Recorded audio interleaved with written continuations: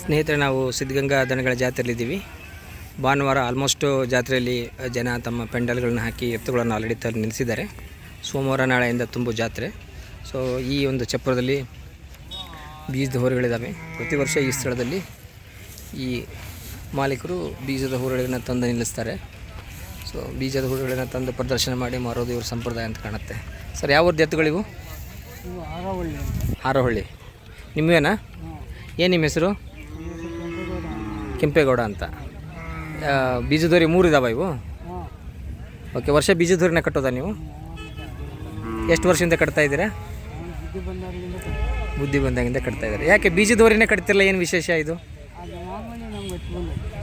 10 ಬಂದಿದೆ ನಿಮಗೆ. ಓಕೆ. ಇವನು ಉಳುಮೆಯನ್ನು ಮಾಡಿಸ್ತೀರಾ?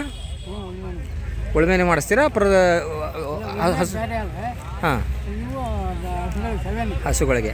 ಇಲ್ಲಿ ಬೀಜದೋರಿ ಮಾರಿದ ಮೇಲೆ ಮತ್ತೆ ಇಲ್ಲೇ ತೊಗೊಂಡು ಹೋಗ್ತೀರಾ? ಬೇರೆನಾ? ಇಲ್ಲೇನೋ ಬೇರೆನೋ ಎಲ್ಲರೂ ತೊಗೊಂಡು ಹೋಗ್ತೀರಾ? ಎಷ್ಟು ದಿನ ಇರ್ತೀರಾ ಇಲ್ಲಿ ನೀವು? 4 ದಿನ 5 ದಿನ ಇರ್ತೀರಾ. ಏನು ರೇಟ್ ಹೇಳ್ತೀರಾ ಇವಕ್ಕೆ? ಹಾಂ ಹಾಂ ಹಾಂ 220. ಅದೆಷ್ಟು ಹಲ್ಲಿದೆ ಅದು? ಕಡೆ ಹಲ್ಲು. ಸೊ ಒಂದೊಂದು ದಿನ ಮಾರ್ತೀರಾ ಅಥವಾ ಜೋಡಿಯಾಗಿ ಮಾರೋದಾ? ಒಂದೊಂದೇ ಮಾರೋದು.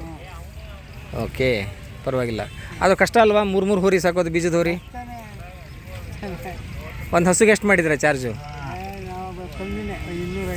250. ಪರವಾಗಿಲ್ಲ. ಇವಾಗ ಭಾಳ ಜನ 500,000 ಮಾಡ್ತಾಯಿದ್ದಾರೆ ಇವಾಗ. ಪರವಾಗಿಲ್ಲ. ಹಸುಗಳು ಎಷ್ಟಿದಾವೆ ನಿಮ್ಮ ಮನೇಲಿ?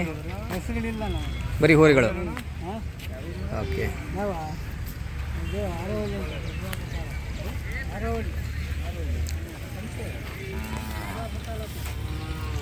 ನೋಡಿ, 2.5 ಲಕ್ಷದ ಬೀಜದ ಹೋರಿ ಇದು.